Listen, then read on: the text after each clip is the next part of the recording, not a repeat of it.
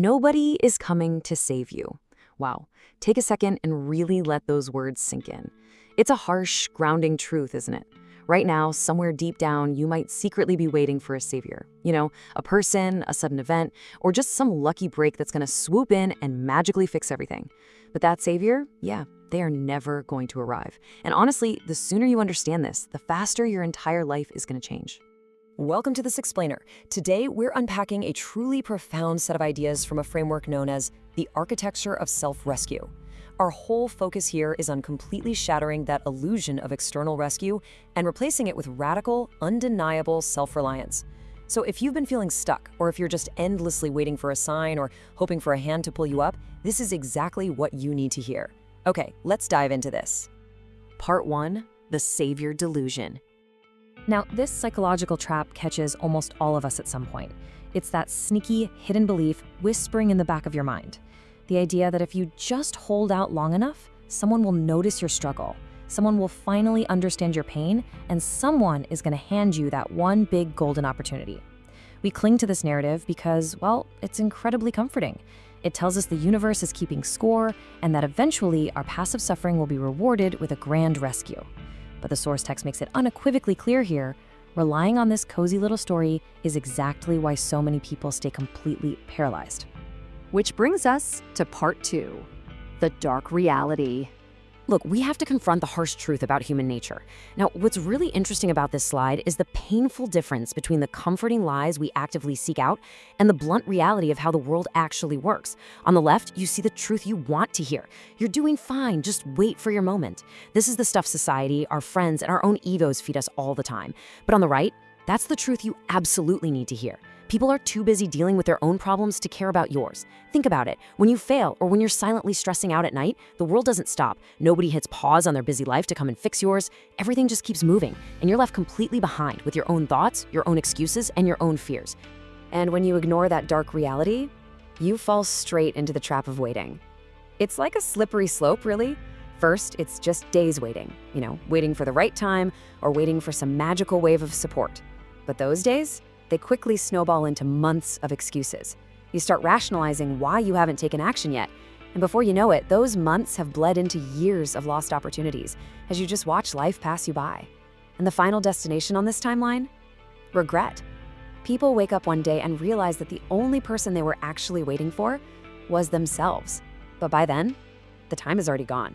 So why do we do this? Part 3, the psychology of comfort. Why do smart, capable people get stuck in this holding pattern? Well, it's because your brain is essentially working against your best interests. Seriously. It actively seeks comfort, validation, and excuses. Your brain just wants someone to pat you on the back and say, hey, you're doing fine, even when you are definitively not doing fine. Why? Because facing reality hurts. Accepting absolute responsibility for your current situation and your life as a whole is just incredibly uncomfortable. So our brains naturally default to seeking validation and spinning up excuses just to keep us safe, complacent, and wrapped up in our little comfort zones.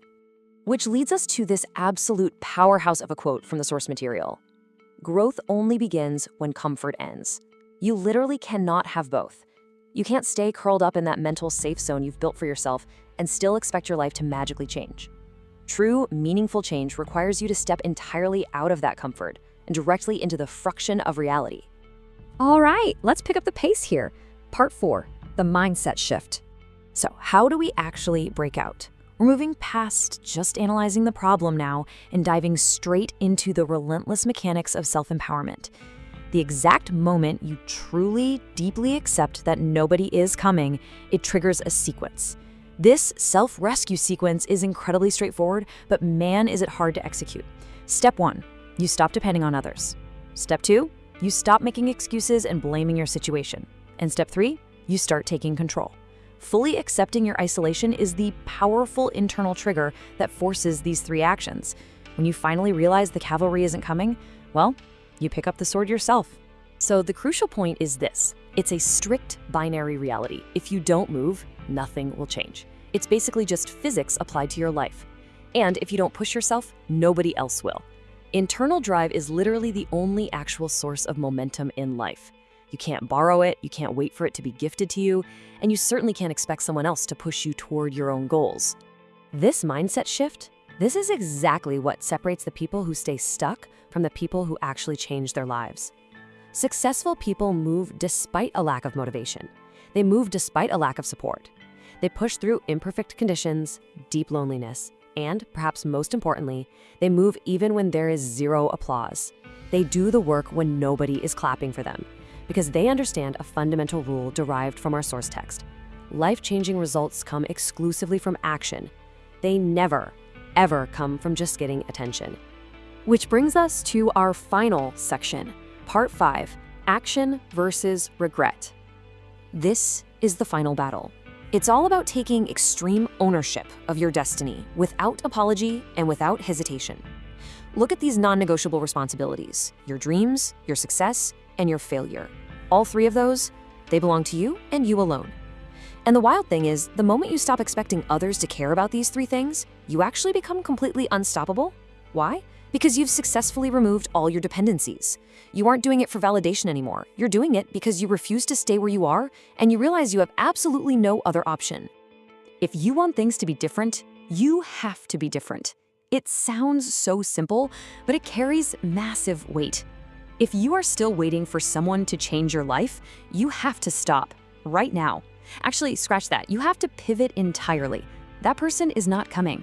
Time is not waiting for you.